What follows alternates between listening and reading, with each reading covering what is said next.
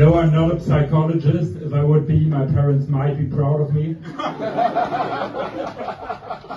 Alright guys, so this is what would happen now. I'm here on the stage for a bare maximum of 5 minutes. After that, you might laugh, I hope you will. I will try my best to not cry and get a blackout in front of all of you. Stand-up comedy is just like sex, isn't it? And let me tell you guys a funny story. It was the first time when I was standing on stage in my whole life. Like in the 9th grade, I was 15 and we had an entrepreneurship class. Nobody knows what that means, but it's about developing a product and then become self-employed. And I was 9, so I had to ask to go to the toilet, and they wanted me to come up with a business plan. What the fuck? But it was like,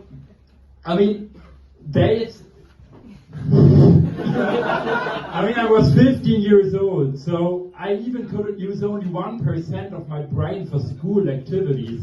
Like, if you're a 15-year-old boy, you probably know that there are a lot of boys, a lot more than girls, but a 15-year-old boy can only use bare maximum of 1% of his brain for school. The other 99% he uses thinking about, alright, how do I get pussy?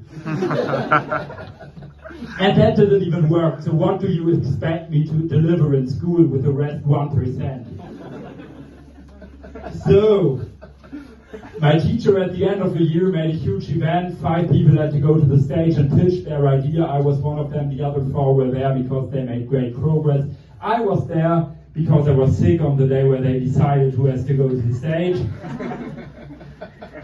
I mean, with a good idea that could have been worked. My idea was pretty shitty. It was called Bike Pack. It's a backpack you can put a bike on in case you get tired of biking. There is no use, but I tried to establish a use, so I showed them a picture of the Sahara Desert and a picture of Mordor. And then I said, yeah, there you can't bike. Carry your bike around, motherfucker. After I was done, there was just like awkward silence, and then my teacher walked up on stage and said, does anyone have questions for Paul? And at first, nobody raised their hand, which was quite awkward. After that, the mother of my almost girlfriend, and with that I mean I had a huge crush on her and she broke my heart, but hey, that's how life is going, right? She raised her hand, and I thought, I mean, she was such a nice woman. She said like, you did great, not in the entrepreneur stuff, but in the stage stuff, you did good.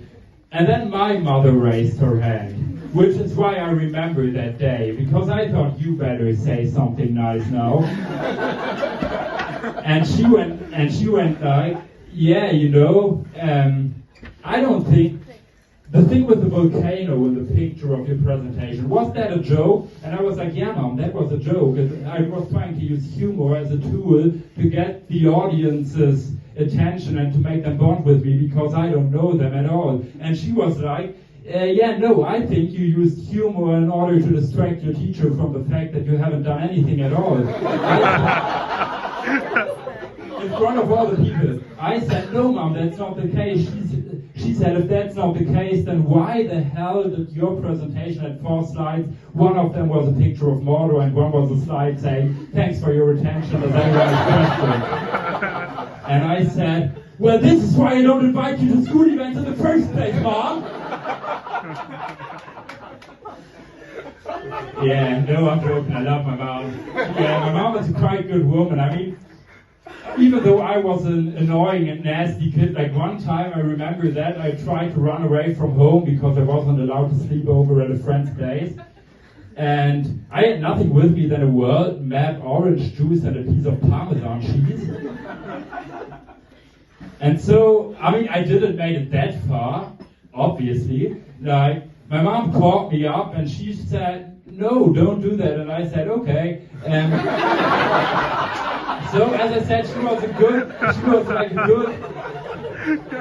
was like a good carrying mom, but like, those are like the awkward moments from your childhood that you years later wake up in the middle of a night and then you remember them. And it's like you just can't fall asleep anymore because it's just so cringe.